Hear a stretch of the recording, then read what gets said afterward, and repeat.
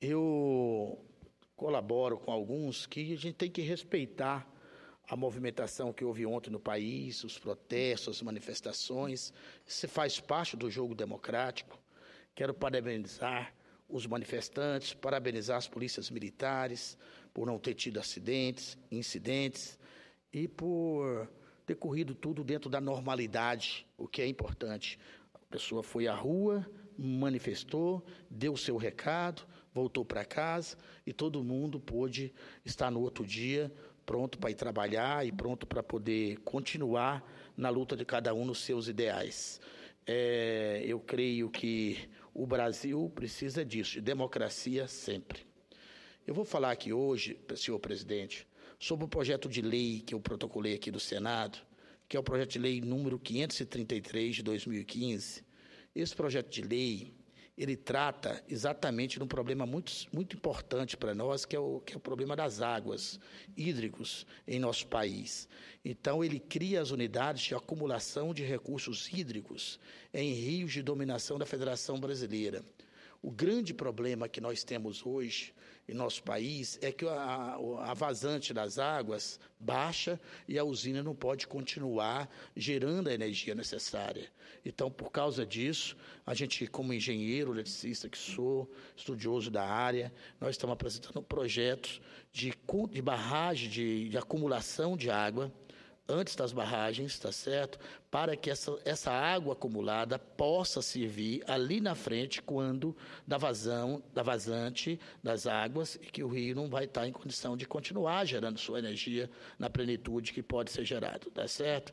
Então o projeto trata desse assunto, né? O projeto é o seguinte: o Congresso Nacional decreta, artigo 1º, fica instituída a criação das unidades de acumulação de recursos hídricos em mananciais de domínio da União, dos estados, do Distrito Federal ou dos municípios. Estas unidades terão a finalidade de armazenar água para regularizar as vazões naturais das bacias hidrográficas e contribuir com a formulação de políticas públicas de uso múltiplo da água. Os reservatórios das unidades de acumulação de recursos hídricos os reservatórios das unidades de acumulação de recursos hídricos, verificada a vantagem em relação à preservação integral do sítio, poderão ser implantados em nascentes, cabeceiras ou em pontos estratégicos dos cursos d'água, com a finalidade de regularização de suas vazões.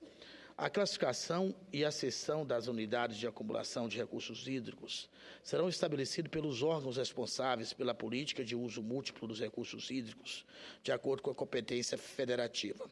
A construção de barragens poderão ser objeto de concessão, de modo a viabilizar a captação dos recursos financeiros por prazo não superior a 25 anos.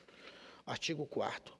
A construção das barragens dos reservatórios das unidades de acumulação de recursos hídricos deverá ser projetada por profissionais habilitados com registro na Agência Nacional de Águas, porém ficará submetida a regime simplificado e unificado para questões de licenciamento ambientais. Esta lei entra em vigor a partir da data de sua publicação. Senhor presidente, é de altíssima relevância esse projeto, não é certo? Pois não, senhor presidente.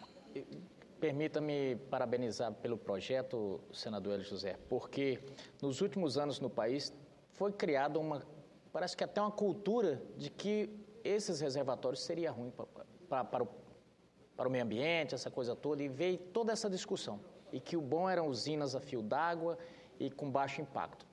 No meu estado, por exemplo, ali na década de 80, foi feita uma usina e ela quase não aconteceu devido a esses debates. Hoje, é uma das maiores riquezas do estado, que é o Lago Manso, tem quase 40 quilômetros de extensão, e que no momento serviu para o controle de cheias, serve dessa reserva. Então, é importantíssimo tratar desse tema. E Vossa Excelência traz esse debate aqui para o Senado, que é de muita importância no momento que o país passa por dificuldades no setor hídrico. Parabéns. Obrigado, senador Medeiros, acolho o seu à parte, é real isso que Vossa Excelência coloca.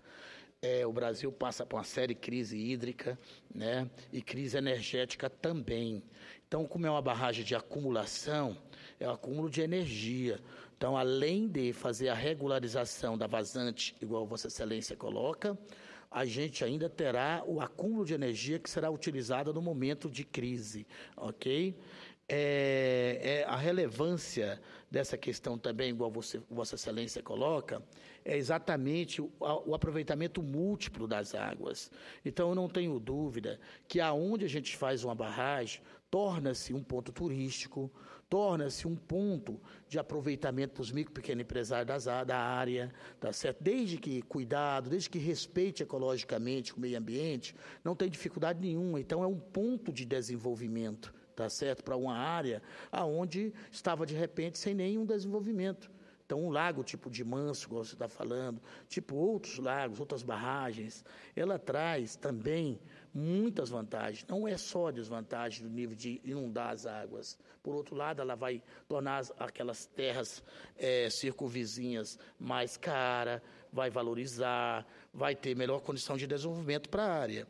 Né? A justificação, senhor senador José Medeiros e demais senadoras e senadores aqui presentes, é que aproximadamente 71% da superfície da terra é coberta por água em estado líquido. Do total desse volume, 97,4% aproximadamente está nos oceanos, em estado líquido e salgado.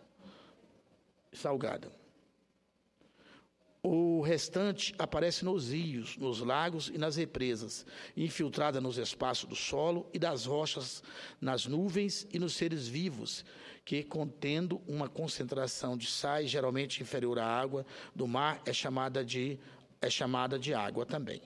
Desses 2,6%, por volta de 1,8% da água doce do planeta é encontrado em estado sólido, formando grandes massas de gelo nas regiões próximas dos polos e no topo de montanhas muito elevadas. As águas subterrâneas correspondem a 0,96% da água doce, menos de 1% está disponível em rios e lagos. Para suprir essa escassez de água utilizável, o barramento de curso d'água para a formação de lago artificial constitui um dos mais antigos técnicas de aumentar as disponibilidades hídricas para atendimento de demanda por água pela sociedade. Portanto, foram fundamentais ao desenvolvimento da espécie humana. Embora dotada de mecanismo de controle com a finalidade de obter a elevação do nível de água ou criar um reservatório de acumulação de água ou de regulação de vazões, por muito ocorreram de forma mais ou menos empírica. Com a Revolução Industrial, houve a necessidade de se construir um crescente número de barragens, o que permitiu o progresso, aperfeiçoamento das técnicas de projeção e construção. Diferentemente do passado, quando os reservatórios só eram vistos pelo lado dos benefícios, hoje a sociedade está mais crítica e já olha para os reservatórios pelo lado dos impactos negativos e de pessoas que são deslocadas sem compensação suficiente. Há fortes movimentos organizados contra a construção de grandes barragens. Entretanto, há exageros nos males atribuídos aos grandes lagos artificiais. Nesse sentido, é importante que sejam analisados seus pontos e opiniões. Também pode-se considerar que, muitas vezes, há exageros na avaliação dos benefícios atribuídos a algumas obras. Uma análise técnica, equilibrada e imparcial, que forneça subsídio à sociedade e aos gestores públicos para se constituir ou não, ou ainda como operar e proteger os lagos existentes. Então, isso é necessário.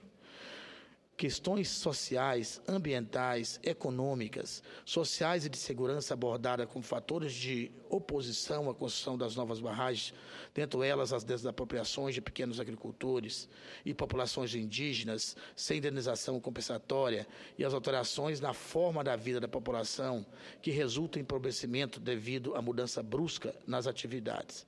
As barragens tropicais emitem gases de efeito estufa em quantidades substancialmente maiores do que são reconhecidas na contabilidade do Mecanismo de Desenvolvimento Limpo, MDL, do Protocolo de Quioto. Em contrapartida, há de se considerar o balanço devido à sua não construção. No ano de 2014, por exemplo, convivemos com uma seca no Sudeste brasileiro, cuja grande concentração de pessoas nas suas cidades obrigou vários municípios paulistas e mineiros, causando grandes transtornos a milhões de pessoas que optaram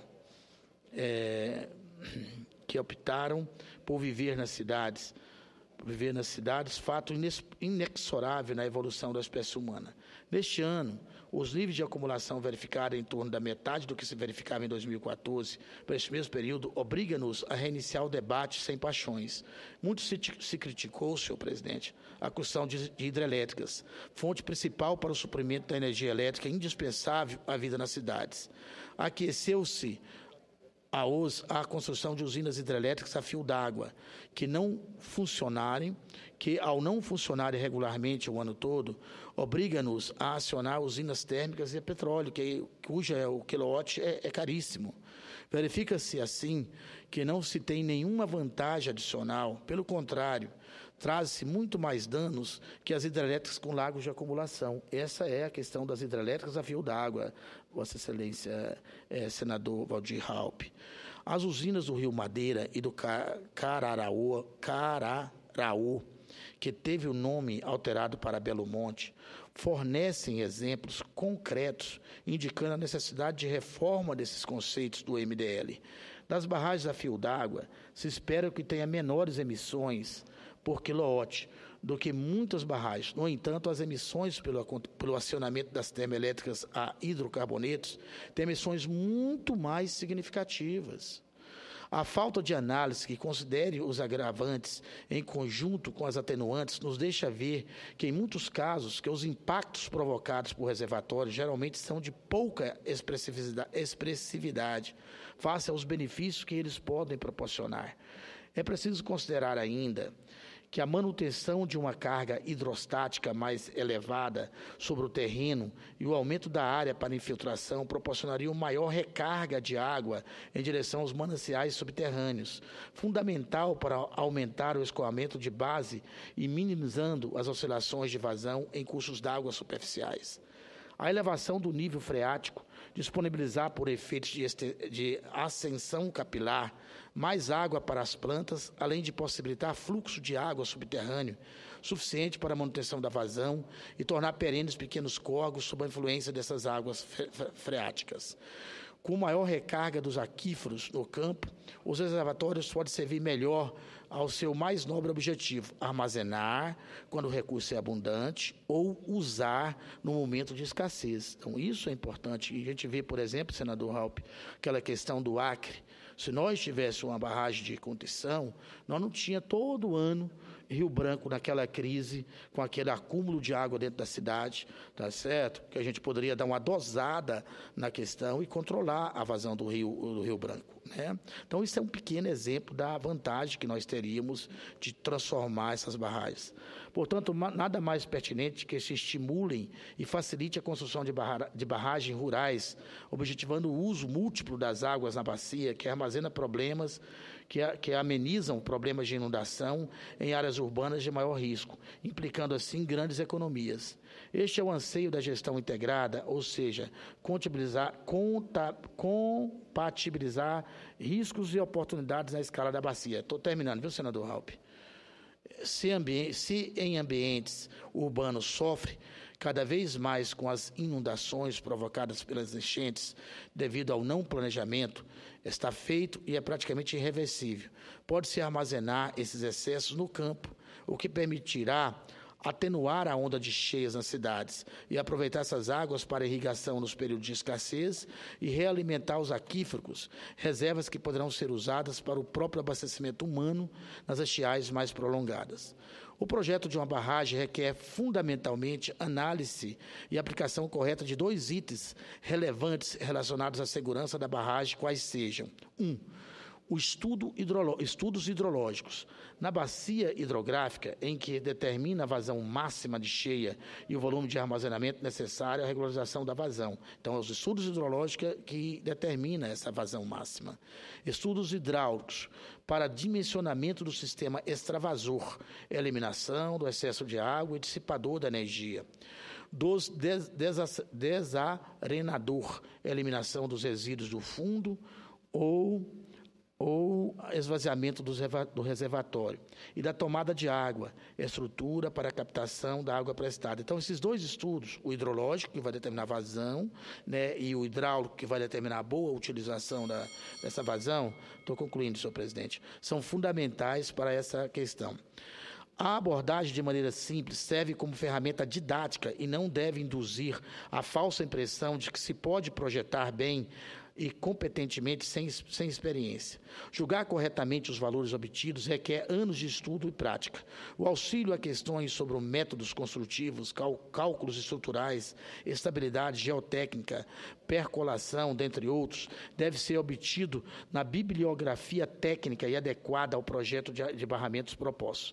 Sabe-se que a maior parte das pesquisas geotécnicas na área de barragem foram e são orientadas para os estudos de obras de grande porte, deixando-se em segundo plano obras menores. É importante, senhores senadores e senhoras senadoras, também destacar que obras hidráulicas como os barramentos, mesmo sendo de pequeno porte, distingue-se por interferir nos cursos de água e